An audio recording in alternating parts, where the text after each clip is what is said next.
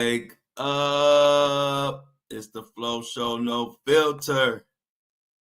And we got a lot of Diddy news today. Diddy recap coming up. But before I get into that, let me cover my ass. No Diddy. The thoughts, views, and opinions shared on the Flow Show, no filter, are for educational and entertainment purposes only. I am not a professional. I am just good. What is up? Here we go with this Facebook stuff, y'all. Let me get Facebook in there. Hey, Angie.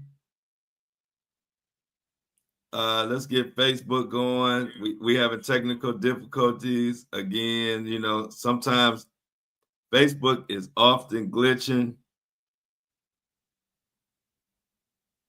and we got to work through it. But I can't leave our Facebook people behind. So hold on. We're gonna get to Diddy and everything that I told you was about to happen happened yesterday. So you know we got to get into all of that. We got the guy who wanted immunity. We learned why he wanted immunity. He broke a lot of laws with the help of the diddler. And now we see why he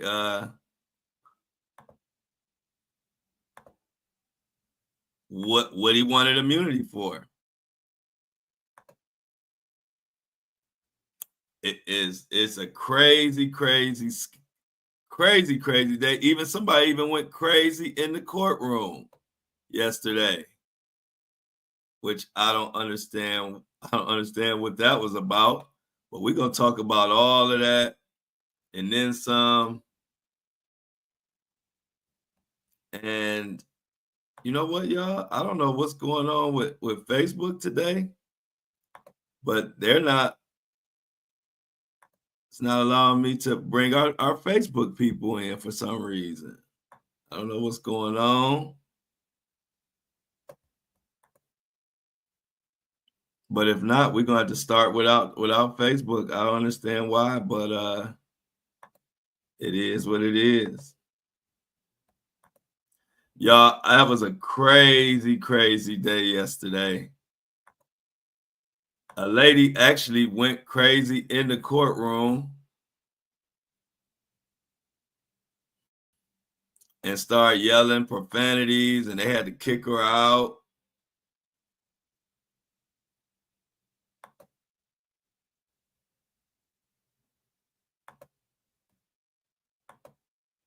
Crazy. So I don't know. Something about Facebook is not allowing me to let our Facebook people in.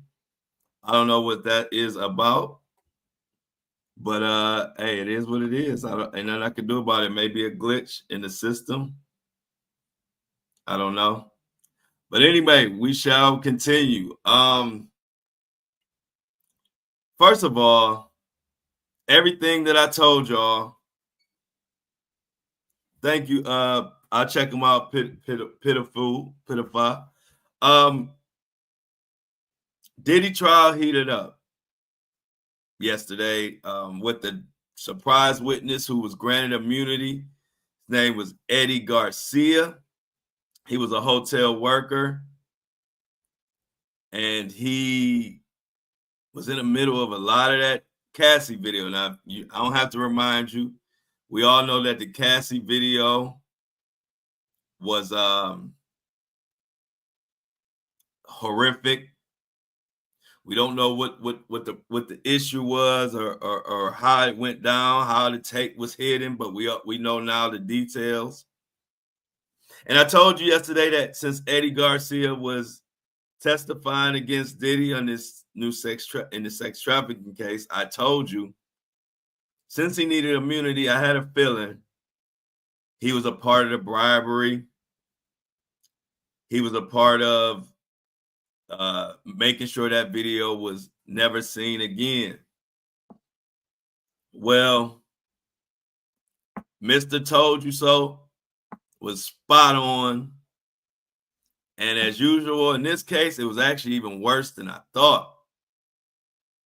So many details came out, so let's talk about it. So starts off, he says, when after the incident happened with Cassie,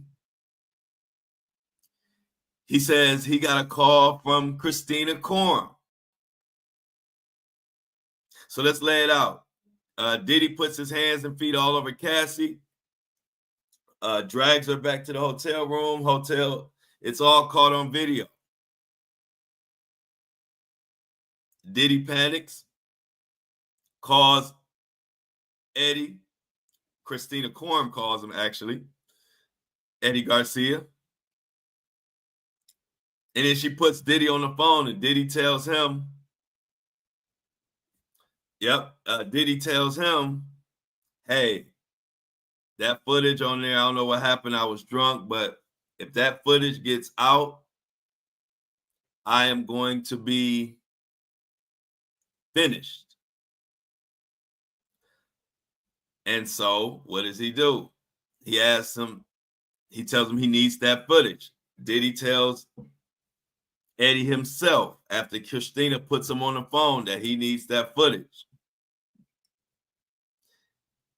Eddie tells Diddy, the only way you can get that footage is through a subpoena through the police department. So Diddy says he can't do that for obvious reasons. He can't go through the police department and ask them to give him something where he committed crimes. So he asked them to see how much money would it take to get the video.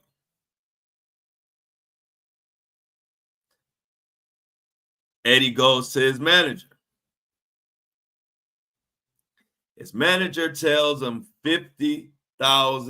$50,000 to get the footage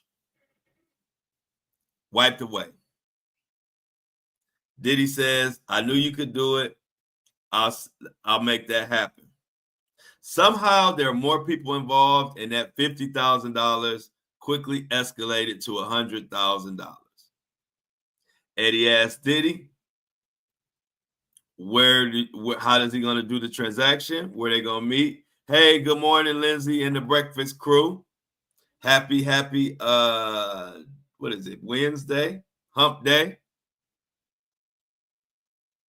And so what happens?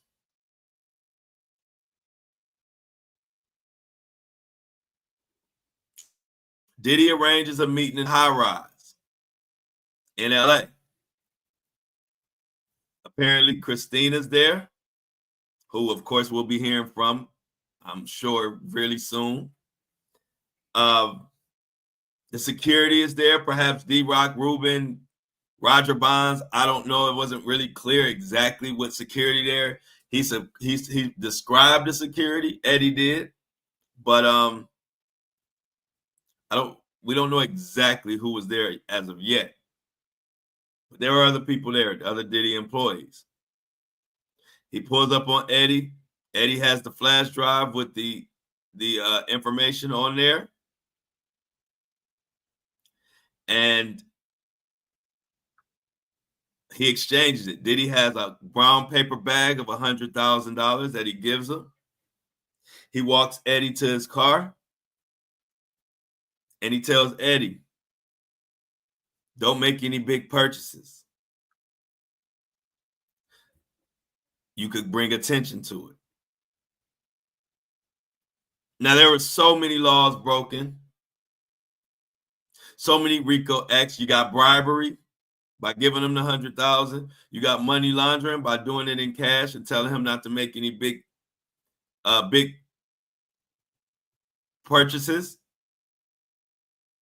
You got, he also made Eddie and whoever else was involved give him their IDs and sign NDAs. In other words, letting them know they are not to say anything about this to anybody. That's called obstruction of justice. That's also under the RICO, one of the acts under RICO, that if you commit that crime, you're done. And in that RICO, there was a $1 million fine if you broke in that NDA, there's a $1 million fine if you broke that NDA. At the time, Eddie was only making $10 an hour. So I don't know where he would have ever got that $1 million from. But Diddy don't give a shit. And so many laws were broken. But it didn't stop there, y'all. They also, to corroborate and to confirm that Christina Korm and Diddy were communicating with Eddie. If you remember, Diddy called him Eddie his angel because Eddie got that footage for him. Well, you remember when they were stopped, when Diddy's people were stopped at the airport? Well, when they were stopped at the airport, Christina Korm's phone was taken. And when Christina Korm's phone was taken, they saw she had a contact still saved in her phone as recently as within the past year when this raid and all that happened. And they found a contact in her phone called Eddie Angel Intercontinental. As you know, Intercontinental is the hotel where all this shit went down at. To say you caught with your hand in the cookie jar, it would be an understatement. But it didn't stop there. It didn't stop there. Then they put on Derek Ferguson, which was Diddy's money man, the CFO. He controlled all the money transactions. And the CFO, Derek Ferguson, on the stand confirmed many things. First thing he confirmed is the $100,000 withdrawal. Good morning, Monique. Good morning, Flo, and good morning, Breakfast Crew. The $100,000, he confirmed that was withdrew. So as far as the hotel footage and the bribery and the obstruction of justice and the many things that happened, they were proven without a shadow of a doubt. We haven't even heard from Christina yet, or the security, D-Rock, Ruben, Uncle Paulie. Guarantee we'll be hearing from all of these people, or they would be co-defendants right now. But the fact that they're not co-defendants will let you know they are snitching and telling on Diddy. But there were more things proven by the Derek Ferguson, the financial guy. He also confirmed the $20,000 that Cassie's parents, actually, I believe they said it was the father who sent the money. They confirmed that $20,000 was wired to Sean Combs' account. And also, days later, $20,000 was sent back. That's extortion. It doesn't matter that you sent the money back days later. The minute you put the threat out there and accepted the money, a crime was broken. And the sad part is, with all of this concrete, easy to understand RICO acts, all of these acts and crimes, you still have people who don't want to believe the truth or misinformed. Don't want to just look up the facts for themselves. They rather type comments in social media when they can actually type on Google, type in ChatGPT, type in Yahoo, type anywhere and find out what all this means. But if you can't do that, you always can tune in to the Flow Show No Filter, and I'll explain to you exactly what the hell it means. Because guess what? If it's something I don't understand, I don't have a problem looking it up, but I'm not going to be typing and just saying anything on social media or on my podcast or on any platform without double and triple checking it. I've had people say I believe they've proven racketeering, but they haven't proved RICO. And I'm like, racketeering is RICO. RICO initials stand for racketeering. The R in RICO stands for racketeering. So I've even had someone say in the comments yesterday, it can't be RICO because he didn't make any money from the sex trafficking. I'm like, what the fuck are you talking about? Like it gets to the point where it don't even make you mad. It's like makes you sad. Like, are we this dumb or misinformed as a society? It's scary. It's scary. Like all this information at our fingertips to answer our questions. And it's like we know less than we knew before the internet.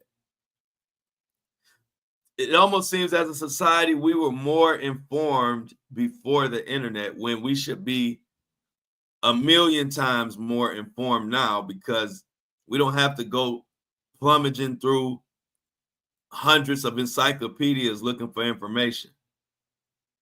We could just type it in our search engine and find out anything we have questions about. Well, anyway, let's get into the articles. Enough about the people in the back of the classroom who don't listen. Let's go over there. Let's do the recap. First of all, let's talk about this crazy lady who was kicked out of the courtroom yesterday for yelling obscenities, and apparently she was supposed to be a Diddy supporter. Let everybody know it's an issue with Facebook.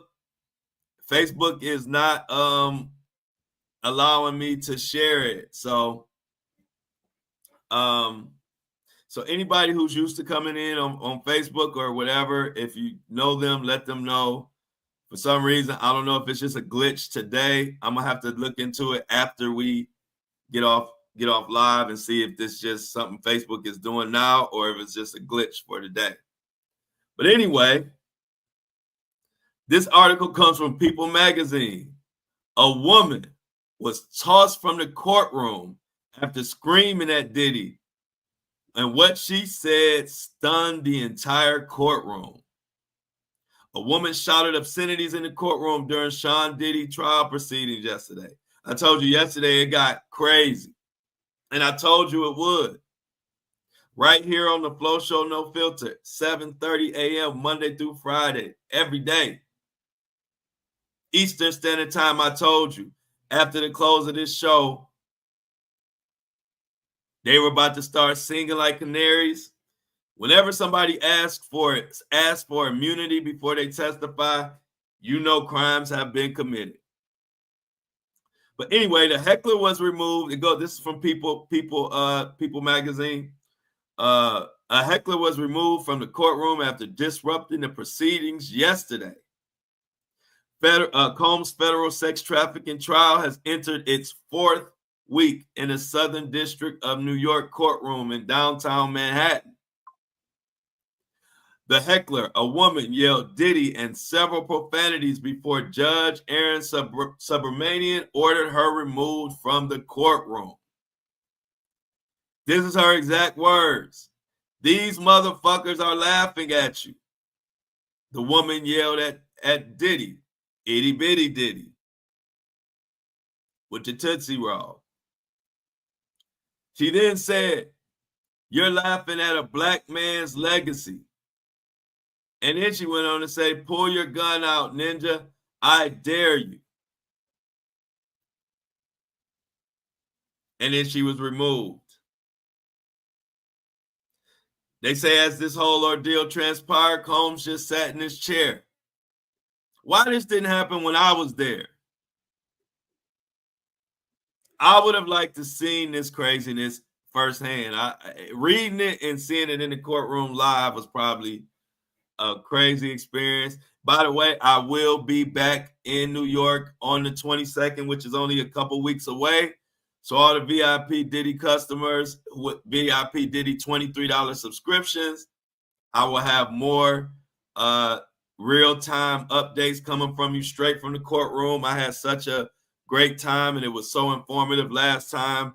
Everybody enjoyed it, and I enjoyed giving you the information. Not only that, I will also be there 100% when the verdict is read. I will be back in New York. So all the VIP Diddy customers, you will be there firsthand as the verdict is read in real time. But anyway, they say the outburst slightly delayed proceedings before Eddie Garcia, a former security worker at the Intercontinental Hotel in Los Angeles, took the stand. And let me address real quick this black man legacy stuff.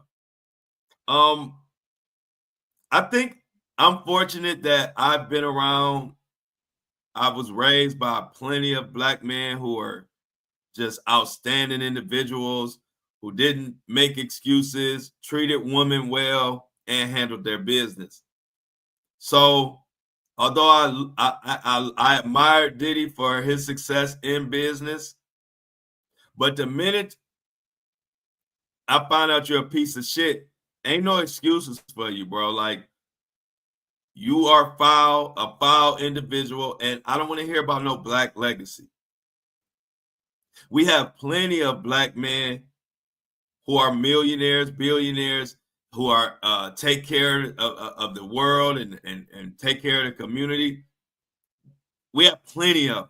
We don't have to only look up to people like Diddy. Like, because he has money, we supposed to let him violate people left and right and put his hands on women? Like, that is the stupidest logic I've ever heard. And it makes me appreciate the family that I came from. Whether you poor, whether you rich, you all are held to the same standards. We all have to hold accountability. You don't make excuses for somebody because they have money and fame. That's ridiculous. But to me, it just shows that a lot of people don't have people in their close circle or in their family that they can look up to. I have plenty of men that I consider to be black excellence that I was raised by and I look up to. And they ain't Diddy, they ain't basketball, football players and actors. They actually real men that I saw and could put my hands on and could hug. That's who my black excellence comes from. So I have a totally different perspective. I'll admire somebody, and I don't want to see anybody, black, white, brown, or green, go down or take a fall. But I also don't want to see victims violated.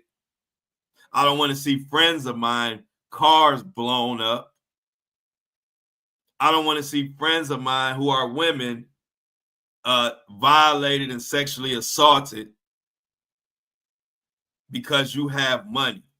So every time somebody says that in the comments, like, I've had plenty of men come to me and say that in my comments about, why are you tearing down this man? I want to say, so basically what you're telling me is a man can violate, beat the hell out of all the women that are around you as long as he is black and has money. That's super weak. I don't give a damn how much money you got. You touch any woman, children, or man around me, I'm at your ass. Period. Point blank, dot, end of discussion. I don't give a damn if you got $100 trillion. You violate one of mine, I have no respect for you, and I have no excuses for you. I wasn't raised with excuses, and I ain't giving your ass no excuses. And anybody that think like that can kick rocks in flip-flops with no socks. ASAP. I think it's a stupid way to think. I think it's misinformed. I think it's childish. And I actually think it's lazy to even think that way. Take some time and really process what you're saying. Process what you're saying.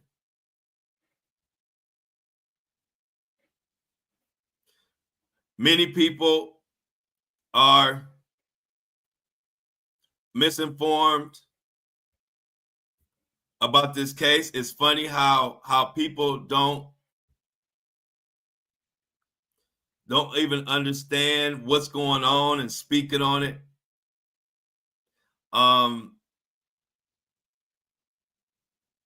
It's sad. But let's get into this article with People Magazine. We can't, hey, look, you can bring a horse to the water, but what they say, you can't make them drink. You can't make them drink. So the lady was tossed out, and then Eddie Garcia got on the stand, and he spilled all kind of beans. Like you said, 8 to 80, blind, crippled, and crazy. But see, the thing about me, see, I'm stronger mentally, physically, and emotionally than any of those cowards that carry their ass into my comments. As y'all seen from the New York footage, I walk around smiling, getting love all day long. Everybody knows me. But guess what? Not one of those comment knucklehead creeps in my 3 years of doing this have ever said one word to me in person. You know why? Because they're cowards. And that's why they are scared. They would never stand up to somebody like Diddy. They don't have the stuff to do that. And when I do it, it makes them feel insecure. It makes them feel insignificant as a man. Why does this man feel like he can stand up to somebody like Diddy and call him out? Because I'm a strong motherfucker. And not one of them creeps in the comments has ever said one word to me in person negatively. So I leave them in the comments. Everywhere I go, I get love. I get hugs. They want to take pictures. They love what I'm doing for the community. That's all I see in real life. Those cowards in the comments would never say a word like that to me in person. So I don't respect anything they say. And I'm going to continue to stand up for victims because that's what I do. I don't give a fuck what nobody say. Never have, never will. I always tell y'all, no fear lives here. The only person I fear, only entity or person I fear is God. The rest of anybody else, I don't give a damn. I welcome anybody to debate me. They won't debate me live. I welcome anybody to tell me in my face about how you feel about what I'm doing. They won't do that. So I carry on with my smile and loving my community because understanding that cowards are cowards and they live in comments for a reason. But it does tell you why this happens to so many women and so many men just sit around and don't say shit. So now you don't have to wonder when you see what's going on in the society. You don't have to wonder why so many men were around and didn't say anything to Diddy. Because 80% of the men that are around those situations were cowards. It ain't that many Gene Deals. It's not that many people like me. I'm going to say something. The men in my family always said something. As a matter of fact, if I didn't say something, the men in my family would say something to me. Like, what the fuck is wrong with you? You stand up for your women. You stand up for your children. I don't care if it's Diddy or I don't care if it's Danny from down the street. If you've been following my content, I represent victims. I don't just do celebrity shit. I represent and help victims across the world. Black victims, poor victims, rich victims, white victims, Chinese victims, Latino victims. Look at my resume. My resume is impeccable because I don't judge. I help victims. I don't look at a particular, oh, I got to help this kind of victim or I got to help that kind of victim. So, that being said, let's move on. Always got to let people know who the hell you listening to and who you watching. I'm for real about this. I'm passionate about this. And I don't play. And I smile all throughout it all because at the end of the day, I ain't worried about nothing. I'm doing my job and I love my job. ABC News. Sean Diddy Combs trial day recap. Security guard says Combs paid him $100,000 for assault video. Hotel security guard on Tuesday told the jury in Sean Diddy Combs' sex trafficking and racketeering trial that the rap mogul paid him $100,000 in an attempt to secure his silence and bury a video that is now the central piece of evidence in a criminal case that threatens to send him to prison for life.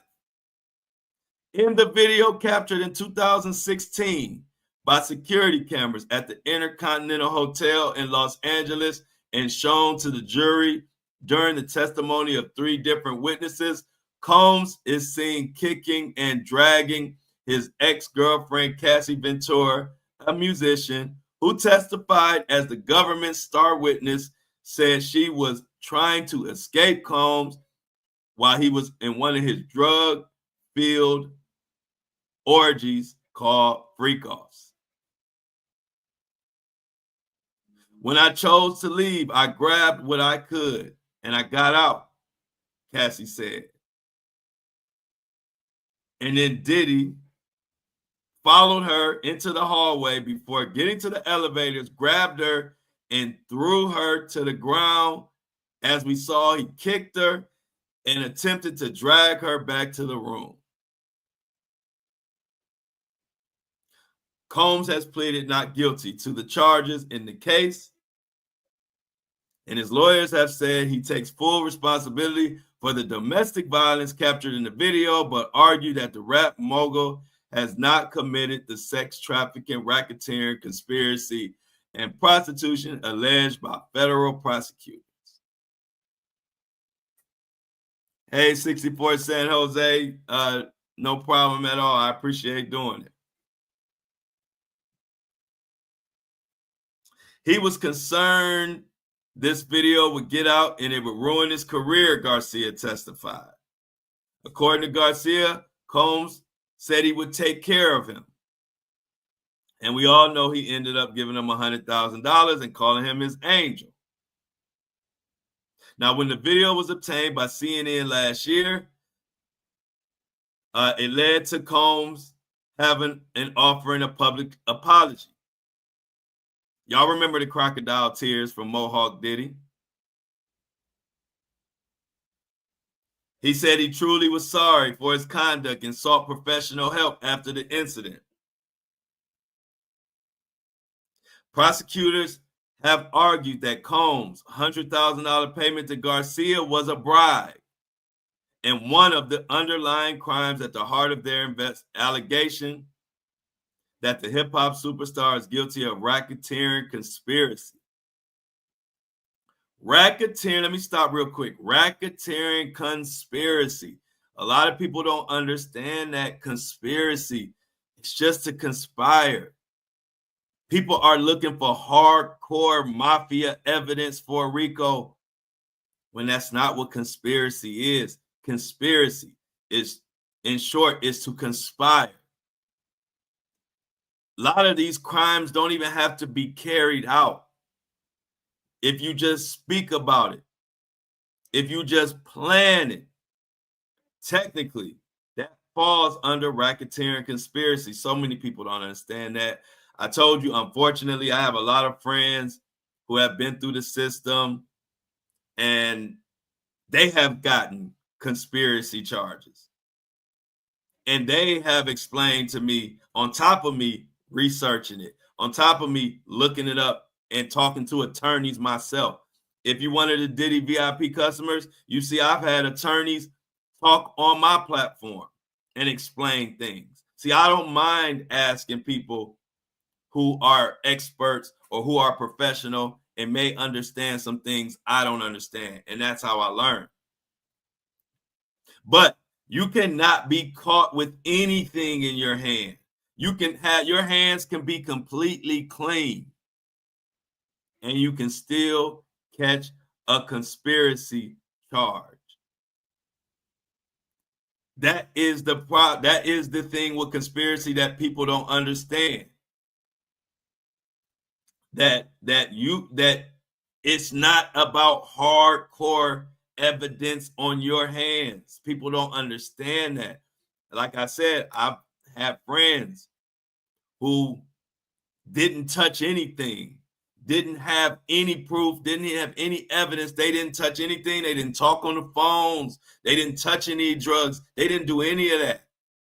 But when they slap that conspiracy charge on you, all they need is people around you to say that you gave orders. And you're done. It's that simple. Now, if you want to be mad at the law, that's your business. But you better understand the law. Conspiracy is a whole nother animal. Like I always told y'all, this came from the mob bosses. If it wasn't for the conspiracy RICO charge, they would have never been able to put any of the mob bosses in prison because they didn't touch anything. There was no evidence against them, no hardcore, tangible evidence. So since they never could catch them up, they came with RICO. So now, whether it's hardcore evidence, whether you touched it or not, if you are the leader of an enterprise who engages in crime, you are susceptible to a racketeering conspiracy charge. It's just that simple. It's just that simple. So, like I said, you can be mad. You can be mad at the law if you want to be, but you can't be mad when the law is as the law is to this day. You can't be mad at that. So, where does that leave us? Diddy has a RICO charge. And that RICO charge is being proved 10 times, 100 times over. Hey, good morning, Kathy from Seattle. Tell everybody in Seattle I said hello and good morning. Like Yanni said, this is the type of stuff that people who don't have stable minds don't understand. Diddy wasn't thinking of his legacy when he was beating the crap out of people. Diddy wasn't thinking of his legacy when he was taking young women and manipulating them and just turning them out. He didn't think about his legacy when he blew up my friend's car. For no reason, because his woman wanted to run to the arms of another man. You blow up his car and get caught at the scene going all in his house. How are you standing up for this guy? Breaking and entering. Who the fuck do we think he is? Like, you're going all in another man's house?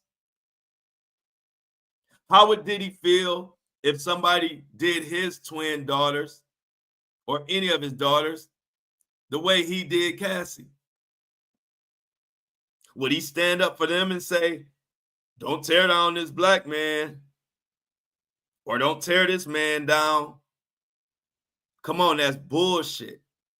And anybody out there, if this happened to your daughter, you're not going to be running around talking about don't tear this man down. Stop it.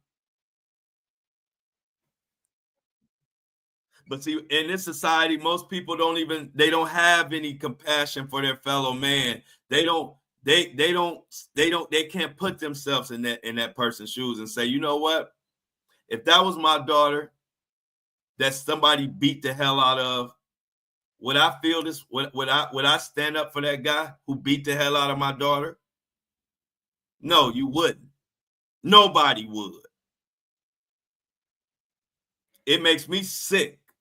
And I'll continue to put the message out there because I want anybody in the world to know if you do any of this shit to any of the women around me, you got hell to pay. So I will gladly continue to push this message because I need people to know. I don't care if you a celebrity. I don't care if you rich and famous. I don't care if you poor. I don't give a rat's ass. You put your hands on any of mine, you violate any of mine, I'm coming at you with every ounce of energy that I have. And I need the world to know that because I would hate to go there. You're not putting your hands and violating my family or my loved ones because you got some fucking money.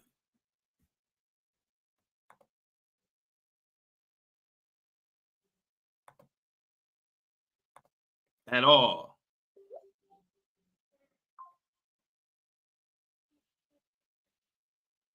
It's embarrassing that people think like that. I don't understand it. I don't get it. It makes me sick. So let's continue with this article. So Eddie Garcia testified that Combs frantically worked to make sure that video never saw the light of day. Paying, of course, what we all know, a whopping $100,000. They also have Frank Piazza, a video expert.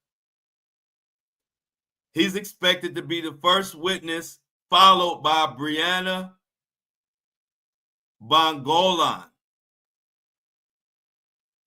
Brianna Bongolan is the 4'11", 90-pound woman that Diddy allegedly hung over a balcony and threatened to kill her. Let me say this again. 4'11" woman, 90 pounds, allegedly was held and dangled over a balcony. She is testifying today. After Frank Piazza, a video expert.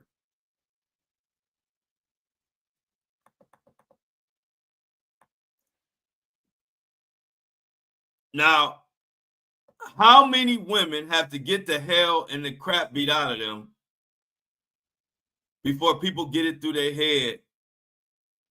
This is foul.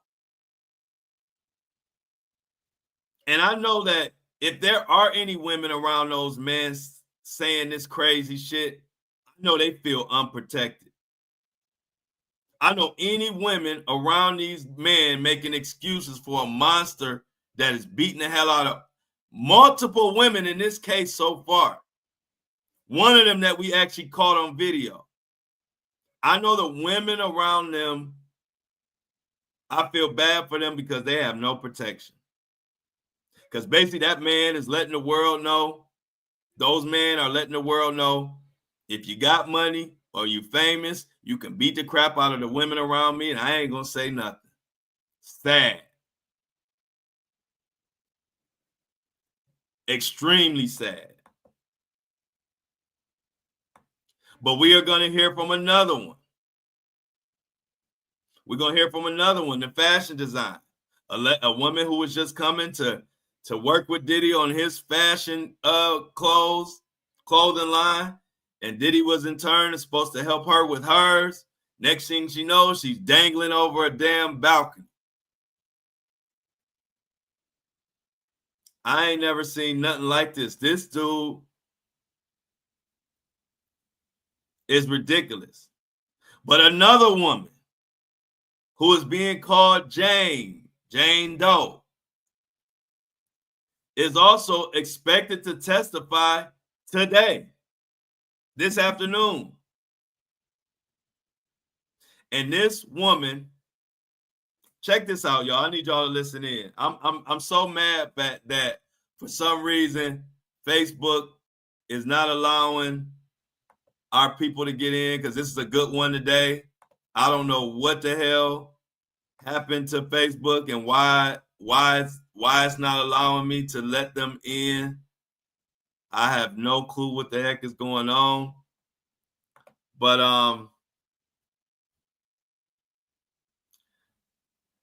a woman being called Jane, she will testify today. This woman was located on the raids. On the raid tape, when they raided Diddy's home and they found those freak-off tapes, right? This woman was located on the raid. And they located this woman, and she is set to testify. And she is definitely got a lot to say, because y'all not going to believe this. Do y'all know how long this woman is about to be on the stand? This woman is about to be on the stand for 5 days, they are predicting.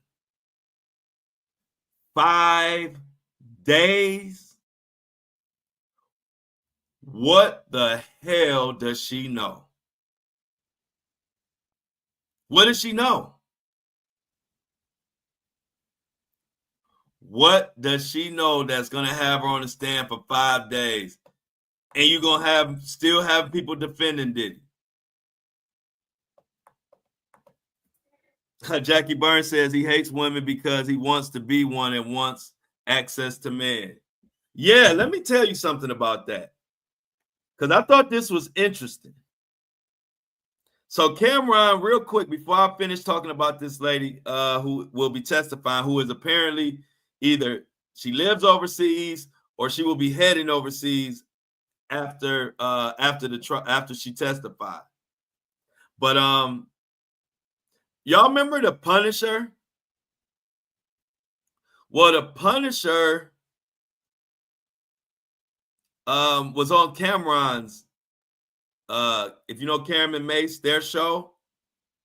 And he said it was very weird and awkward, and he couldn't really perform well for Diddy because it was so weird that he was being paid to have sex with Cassie while Diddy was watching him and pleasuring himself. And he said one of the comments Diddy made, which is going to go to this Jackie comment. It's gonna tie into this Jackie comment. I just thought it was strange. He said one of the things that Diddy would say that really made him uncomfortable was that he wishes he could penetrate him. And I just thought that was like, damn. See, and that's the thing. People do anything for money. I couldn't do it. I would have to just starve to death. I'm sorry, y'all. If it came between me starving to death and being the Punisher and having to do what he did, I couldn't do it. I couldn't do it, y'all. That's a hell of a way to try to make money. But anyway, I just thought I never heard, like, he didn't say that on the stand or anything like that. But I just thought, like, wow, what is, like, Diddy is confused about, not confused. He's in denial.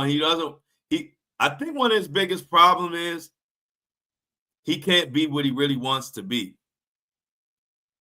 And so he's living in conflict within himself and being weird. He actually really, like you said, I believe he really wants man, and if that's what he wants, that's his business. But I think the fact that he doesn't want to be looked at publicly as that type of man, he wants to be looked at publicly as a heterosexual man. This is the demons inside of him that he is fighting. I don't know. Like I said, I don't make excuses for anybody, but I just think in his particular case, he's not strong enough to be the man he really wants to be. So he's doing all this weird shit. But I just think it's crazy and just strange. But I did have a question. I'm gonna go back to the lady in the raid. Now she's gonna talk for 5 days. That's like Cassie level testimony. You remember Cassie was damn near on the stand. I think Cassie was more like 4 days. So can you imagine all of the stuff this lady obviously they might have saw her on a tape, but she must have been in multiple freak offs.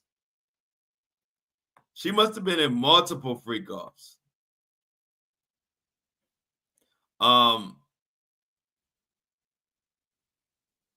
But it's just nasty. But let me ask y'all something. And I need this. This is something that I need a woman's point of view on real quick about the testimony of Mia. I saw this last night and I said, I got to ask the women in the flow community, because like I always tell y'all, sometimes certain things I like to ask for. If it's about a woman, I like to get a woman's perspective, because sometimes as a man, we think different. And so I kind of was wondering why so many people start feeling like that Mia was lying about the sexual assault allegations against Diddy. Now, the prosecution mainly put her on the stand to really drive home the point about the forced labor. That was really her main purpose. The sexual stuff was kind of like secondary to that as far as what her purpose was. But, and as doing this job, I have to make sure I'm looking at all sides. I may see things as one way, but I also have to make sure I'm paying attention to both sides so I can accurately, give y'all the information and not be biased and not be stuck in one thinking on everything. So I didn't see why I couldn't understand why so many people weren't believing her, even women, as far as the sexual allegations. But then I had an attorney speak last night. She's a female. And she said something that I said, well, maybe I got to look into that. That may make sense. And this was coming from a woman. And this attorney has been fair across the board. She has been covering this. She's actually been in the courtroom. And she's been covering this from the beginning. And I watch her periodically every few nights. I catch her on YouTube. But she's very, very fair. So I was listening to what she said. And she said the point of where she said she believed all the forced labor and everything she said, but she said she's skeptical about the Diddy raping her. And this was her reason. And I want the women in my chat to tell me what y'all think about this and give me if you agree or disagree and tell me why, because I'm trying to get into the mind of the women here because I don't understand. But she said that time when she was in Africa and they weren't answering the phone, and then Diddy had texted her, if you don't answer the phone, I'm gonna tell Cassie about us. And then Mia never said that, she never told Diddy or said anything like, that never happened or just anything to combat that. And this woman attorney said that made it look more like they had more of a consensual thing, because why would Diddy say he's going to tell Cassie, and then why would Mia not?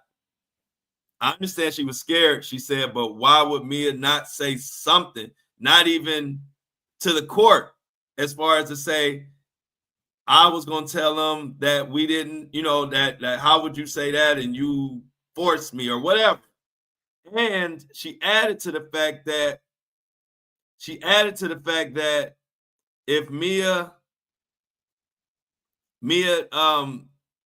she said that she didn't say anything about that, and she added the fact that Mia was good friends with Cassie, and that the fact that Mia and Cassie, the fact that Mia and Diddy slept together, however it really went down, was going to come out in the trial, and she never said nothing about any of that before.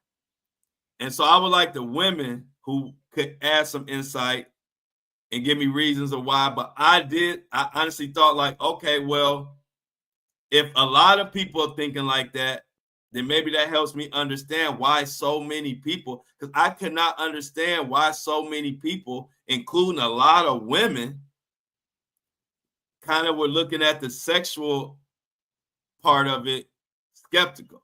I couldn't understand it until last night. I said, well, maybe this is what a lot of people were thinking. But I was like, I'm gonna ask the flow community in the morning, because I need somebody to give me some more insight on that, because I'm not a woman. I haven't been through, I haven't been through anything like that. So it's hard for me to put myself in those shoes and kind of come up with reasoning behind that. But I know I got plenty of women in this community that can actually speak to that and kind of clear it up for me or give me something. 64 San Jose says, I felt Mia confused a lot of people. Mia wasn't lying. She has PTSD and a little mental illness from years of abuse. Diddy did so much essay to her that she may have got some feelings for him. Okay, that makes sense. That makes sense. So what do you think went through her head when Diddy said, Diddy raped her, if he said he was going to tell Cassie about us? Let me see. Somebody else, Keisha 50 said, as a woman and a victim, she was scared to fight him back. It was proven that he did it to her what he wanted. She felt defeated. They could have been messing around behind Cassie's back. She was manipulated. Okay. That clears up for me. Let me see what else y'all, other things that y'all can point out. Because I'm very, like I said, that was really bothering me, because I could not understand why so many people, and it was a lot of women, was skeptical on the sexual part. And I didn't see it at all until last night when the attorney said that. I'm like, well, maybe that's what people are thinking. Somebody else says, relationship, it took me 2 years after leaving him that I could admit to myself the R word. So are y'all saying that maybe in her mind, she didn't really see it or admit it as the R word, and maybe Diddy kind of manipulated her into thinking like she did something wrong, even though it was him who violated her? Is that kind of what I'm getting? Sounds more like a manipulated mistress that wanted more, Tracy says. Sounds like more like a manipulated mistress that wanted more. Somebody said they definitely agree. As a survivor of an abuser, it's the manipulation that is normalized. Okay, so when you say the manipulation, I'm glad, because I'm glad you're sharing that. Linda, I think is it Linda? I'm sorry, I can't see. I appreciate you sharing that, because you didn't have to. So I appreciate that, because here on the Flow Show, we really try to understand what's going on. And if I don't understand something, y'all know I don't have a problem asking. So when you say the manipulation, when Diddy told her that if you don't answer the phone, I'm gonna tell Cassie about us? Are you saying like maybe that he manipulated her into feeling like whatever they did was consensual, maybe, or manipulated her into thinking that whatever that she was wrong in the situation as well? That's the kind of the question I'm trying. I think if somebody can answer that direct question, that will bring it home. That will land the plane for me to give me some understanding on how the manipulation can work in that way. If anybody can kind of answer that direct, that will help me out a lot. Sybil says she was afraid and twisted up. Diddy did a number on her. She was basically turned out, and when that happens, it's hard to make sense to yourself. That makes sense to me. That makes sense. So at that point, Diddy probably had her.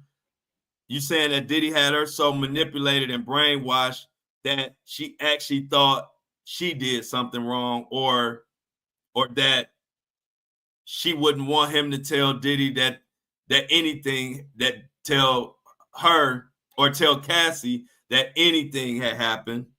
And then I also imagine by her and Cassie being cool, if Diddy told her what happened, Cassie would probably look at her strange because she never told Cassie that happened. So the more that y'all saying is kind of pulling more out of me to kind of read the situation, because that could be the case too. Because if Diddy told Cassie it was consensual or told whatever happened, even if Mia at that time maybe would have told Cassie, Cassie may not have believed her, because Cassie may have said, well, if he did that to you, we are basically best friends or super close. Why wouldn't you have told me that? So y'all are actually helping me understand it. I was definitely confused about the whole thing. And then she said she's not going to respond to him and say, you great me. If she did, there would be more repercussions. He's a manipulator. He's convincing her it was consensual. That's kind of what thank you for sharing that, Deanna. And that's kind of what I thought.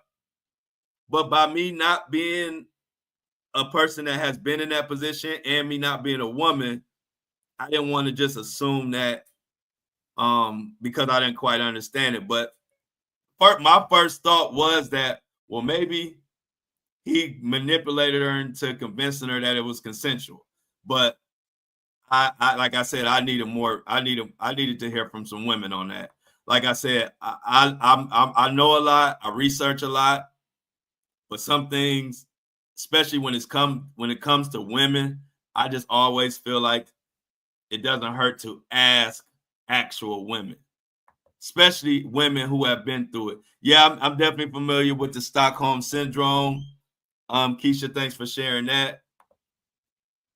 And Lily says, fear, especially when you're traumatized, it overtakes the brain. See, that all makes sense to me. And that's something that me being someone who hasn't been in that position and I'm not a woman, it clears it up for me to hear from an actual woman.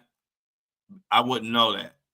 So that clears it up. But I'm telling y'all, I was definitely surprised that so many people, and like I said, so many women just start saying that they didn't believe her on the sexual part. They all mostly believed her on the forced labor, and they believed her on the violence, like him throwing stuff at her and stuff like that. Like Diddy threw computers at her. Like nobody dismissed that. But from my comments and from people who I spoke to outside the courtroom, you would be surprised how many women start saying that they didn't believe her. And I just could not. I was like, I didn't see any reason not to believe her. So I appreciate y'all for giving me some insight on that, because it had me confused. It definitely had me confused. I was like, I paid attention to every part of that. I know a couple things. I know there was a couple dates that she didn't remember, this or that, but shit, if you ask me what happened, something about 10 years ago and an email that I sent 10 years ago, I'm not going to remember that shit all the time. So I didn't think that was a big deal, but I just couldn't put my finger on it. I'm like, what the hell? Why so many people?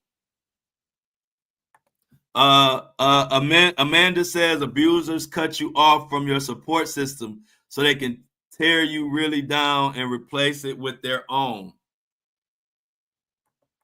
Makes sense.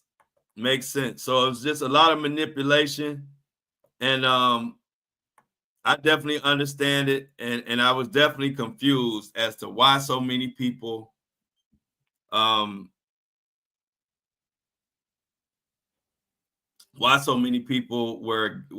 believing that part. But like I said, today we're gonna hear from from Frank Piazza.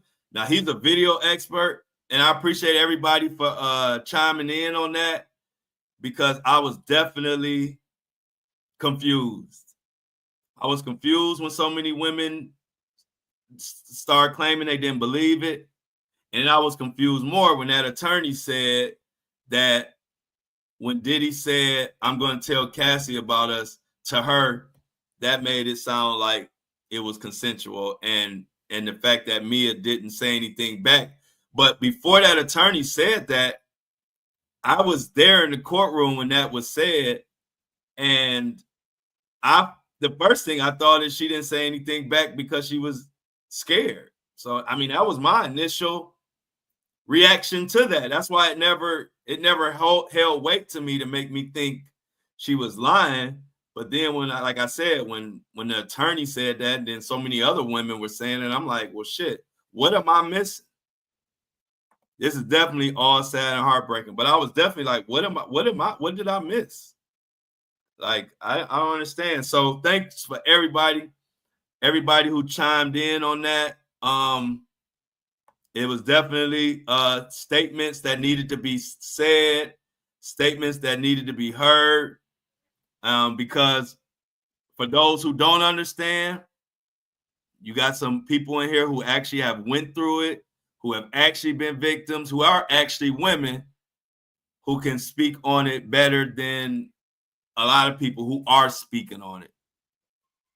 Agatha said, us survivors get brainwashed to blame ourselves, thinking we deserved it, not wanting to believe what happened to us. That makes total sense to me.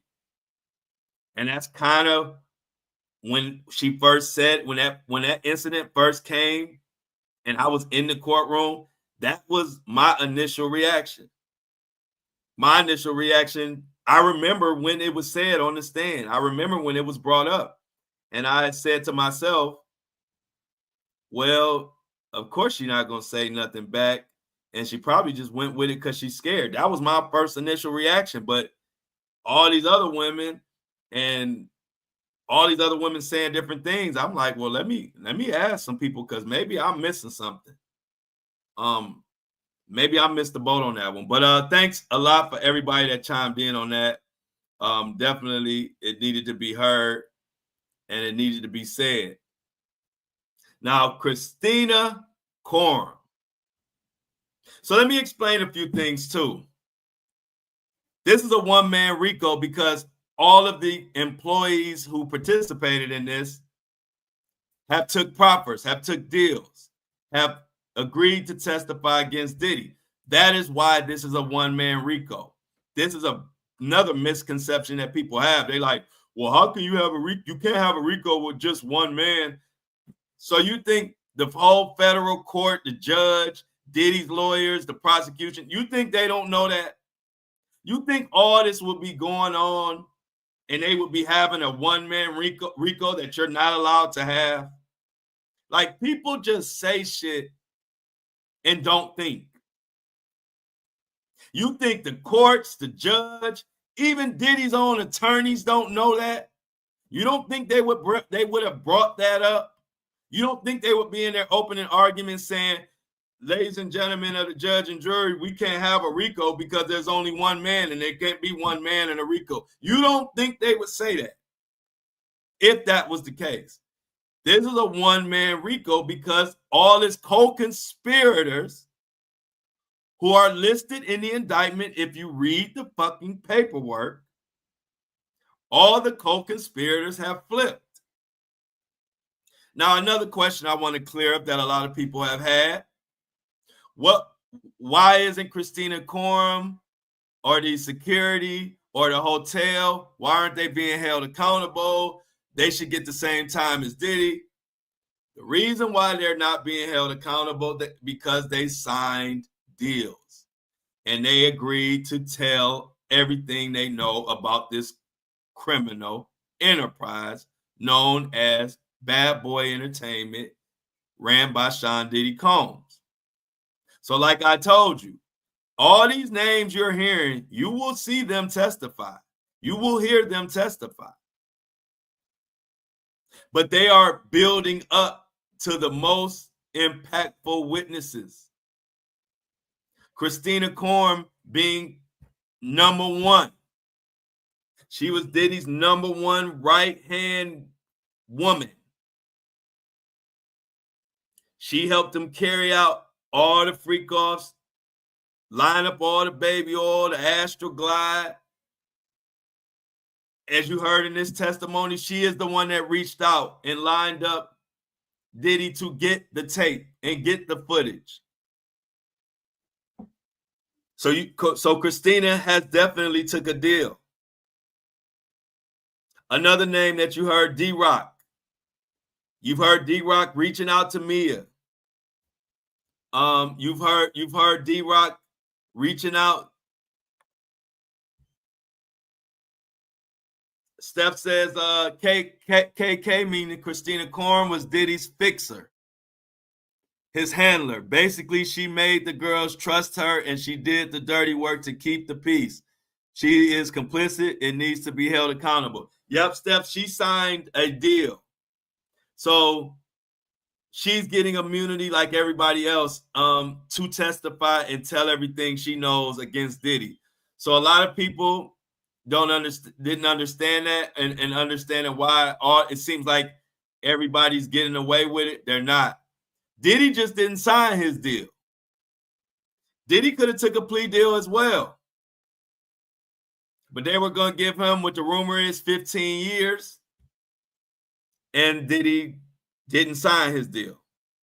But anyway, D-Rock, you'll be hearing from.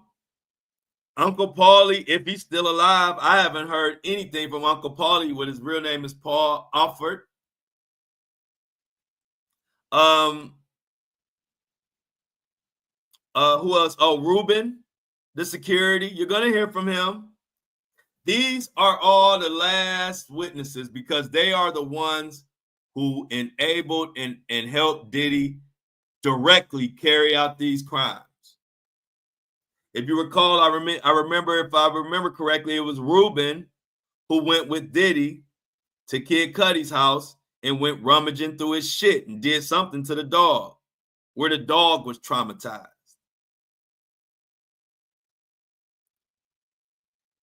You're going to hear from all these witnesses. And at the end of the day, you can't say everybody lying. See, a one-man RICO is basically telling you that you're cooked. A one-man RICO means everybody who helped you carry out these alleged crimes turned on you. That is why you find yourself in a one-man RICO. If you have people that actually want to stand by you and refuse to tell the feds what happened or what they knew, you would have about 10, at least about 5 or 6 co-defendants. Christina Courtroom would be a co-defendant. D-Rock would be a co-defendant. Ruben would be a co-defendant. Uncle Paulie would be a co-defendant. The hotel worker would be a co-defendant. Everybody granted immunity. A couple of those assistants, I can't remember their names off the top of my head. You would have about at least 10 co-defendants in this case if everybody didn't agree to testify against itty bitty Diddy with the Tootsie Roll, aka Mohawk Diddy. There's only one man with a mohawk, and that is the man on trial. Mohawk Diddy. So those were a couple of misconceptions that I wanted to clear up so people can understand that technically these people aren't getting away with it. They just, when the feds came to them and said, you either go and get on go to prison like Diddy and be on trial, or you can be a free man or a free woman if you tell us everything you know. And apparently everybody in this situation told everything they knew, which also is a testimony to the treatment. Diddy treated everybody like shit.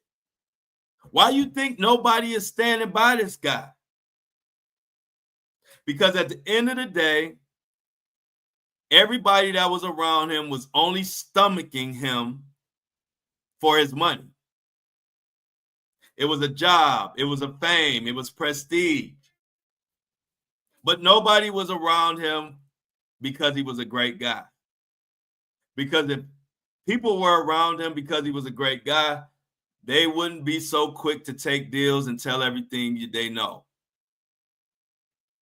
But we all know, you can treat me like shit if I need the money, I might put up with a whole lot. But soon as the rabbit gets the gun, I'm blasting off. And that's what we're seeing here.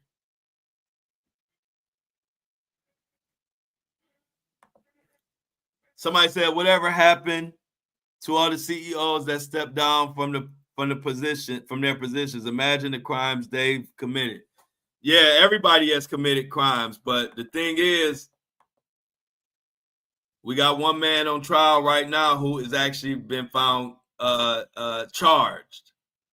And one thing about it, we all want to point the finger at somebody else when we get caught, and that don't never work.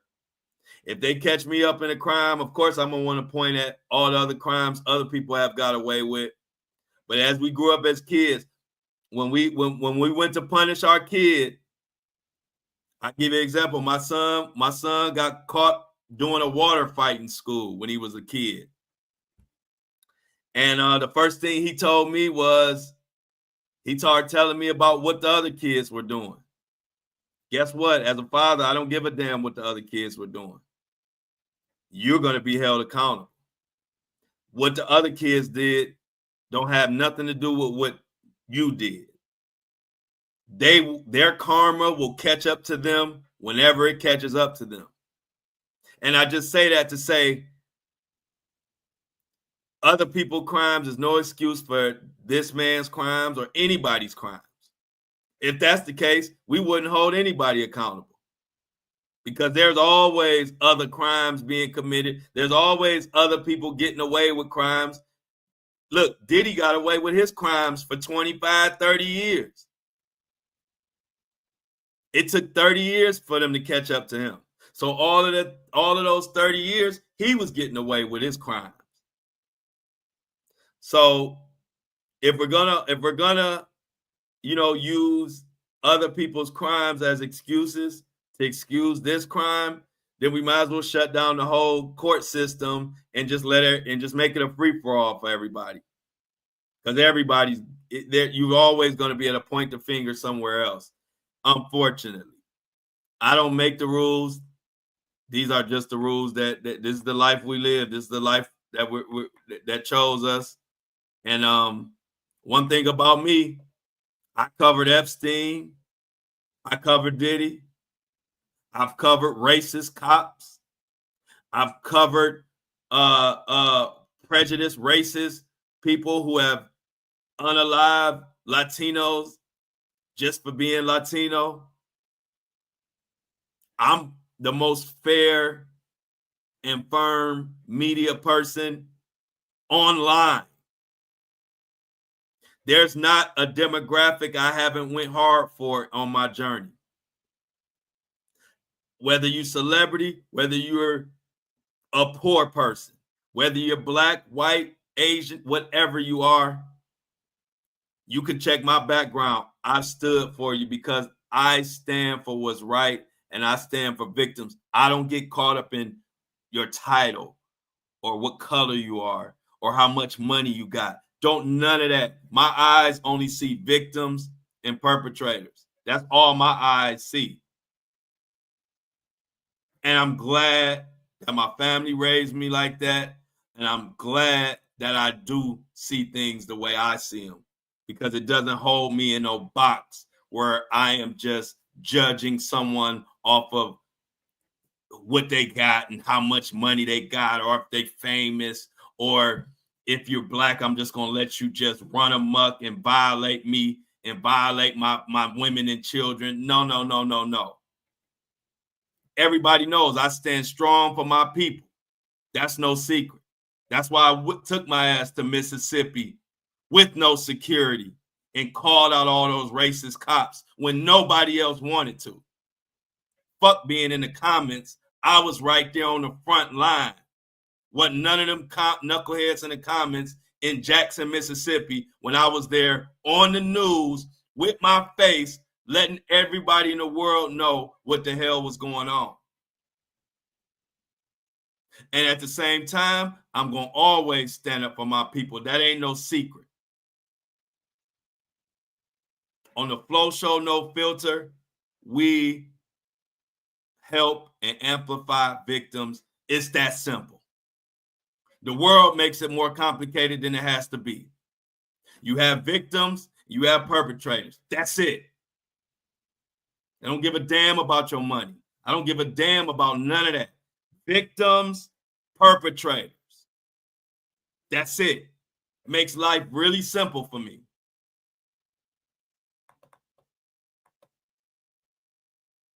I don't put up, y'all know I don't like bullies. Yes, I'm definitely the voice, and I'm strong. God put me in this position because God know I'm strong enough to handle it. I'm very strong in my beliefs, strong faith, and ain't nobody gonna change me or make me think I should be doing one thing or not. I know exactly what I'm doing. I know exactly what my purpose is, and I'm living in my purpose. If your purpose is to stay in the comments and troll, well, just damn it, do that.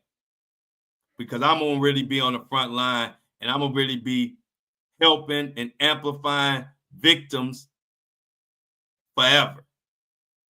This is how I started. This is how I will finish. Y'all know how many videos they took down of mine when I was covering the Epstein? Damn near got my account taken away on TikTok because I was covering Epstein so hard. I don't give a damn what color you are. I covered Epstein just as hard as I covered Diddy. And if you've been following me on this whole journey, you already know that, which is why I don't have any problems with my community, because a lot of my community have been around with me from day one. So they've seen me cover Epstein. They've seen my videos get taken down. They've seen me call out Epstein. They've seen me call out the Rankin County Police Department. They've seen me call out Diddy. They've seen me call out whoever. It don't matter what you look like. It don't matter what your bank account look like. When it comes to flow, if I believe you wrong, and I believe a victim needs help, I'm going to help.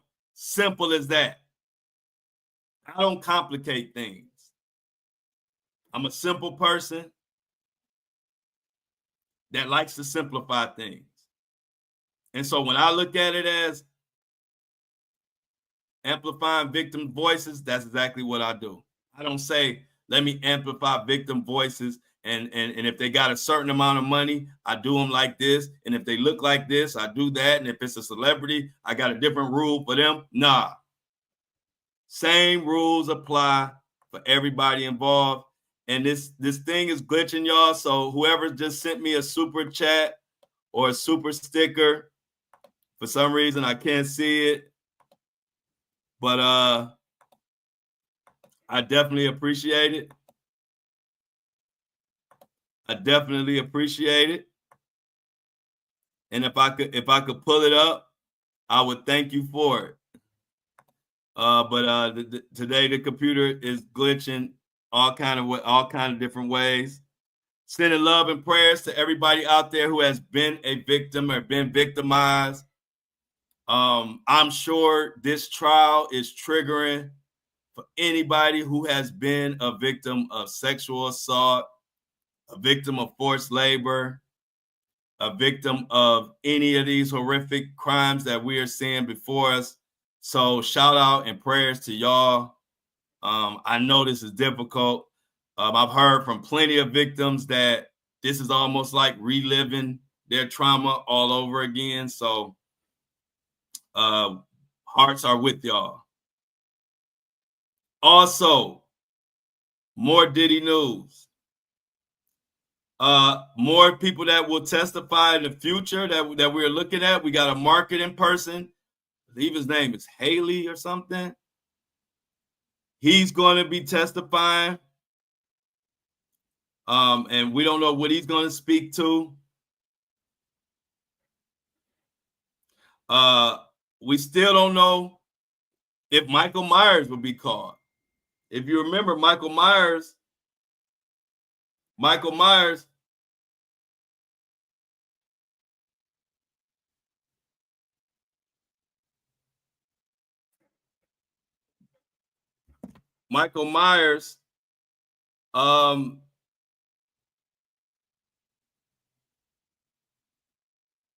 is definitely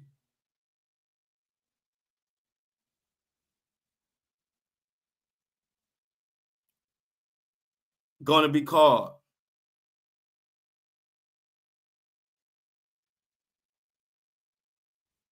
But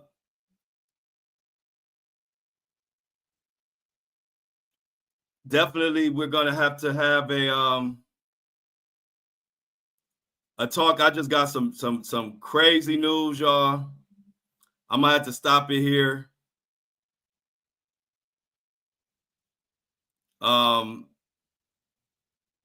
Very, very crazy news I just got to my phone, y'all, and I will maybe talk about it later or something.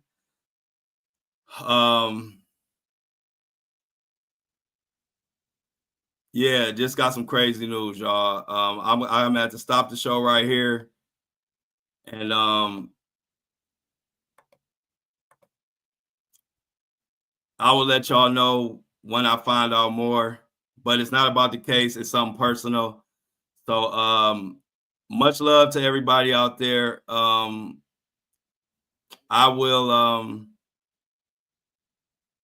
will definitely keep y'all in the loop of what's going on. But I just got some crazy news. I need to find out what's going on. I appreciate everybody. Much love. I'm out. I love y'all, but I'm out.